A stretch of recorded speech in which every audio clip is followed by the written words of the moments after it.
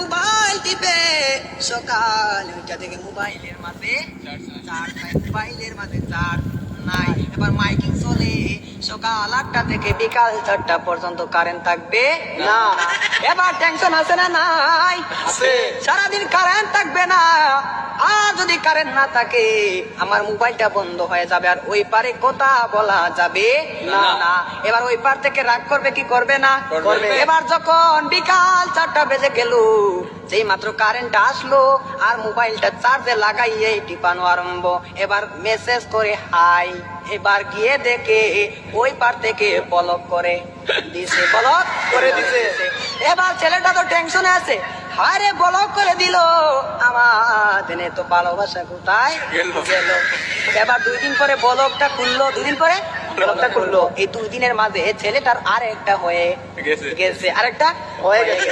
এবার মেয়েটা বলে তোমার সাথে আমি পালিয়ে যাবো। যাবো, আমাদের বাড়িতে মানবে না, চলো আমরা পালিয়ে যাই। আমি রাগ করেছিলাম, আমার রাগ তুমি কেন ভাঙ্গাও না? আর ছেলেটা রাগ কি ভাঙ্গাবে?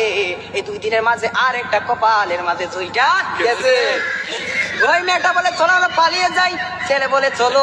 এবার ছেলেটা মনে মনে ভাবে তোমার একটা শিক্ষা দিতে হবে। এবার মেয়েটা সকালে স্টেশনের মাঝে গাড়ি গুটি লইয়া রেডি। এবার ছেলেটা তো আসে না, ছেলেটা তো আসে না। আর মেয়েটা বাড়িতে কি যাবে? বাড়ির মাঝে 3 হাত লম্বা একটা চিঠি দিয়া পাইছে। পাশের গ্রামের রফিক মিয়ার সাথে পালিয়ে যাবে, বাড়িতে চিঠি দিয়ে যায়। আমি আর বাড়িতে মাঝে কোনো দিন আসবো না, তার নয় কার না, আমি আর কোনোদিন বাড়ির মাঝে আসবো না। আমি চলে গেলাম পাশের গ্রামের রফিক মিয়ার সাথে। এবার রফিক মিয়া তো আর আসে না, রফিক মিয়া তো আর আসে না। এবার 1 ঘন্টা চলে যায়, 2 ঘন্টা চলে যায়, ছেলেটার মোবাইলে বন্ধ।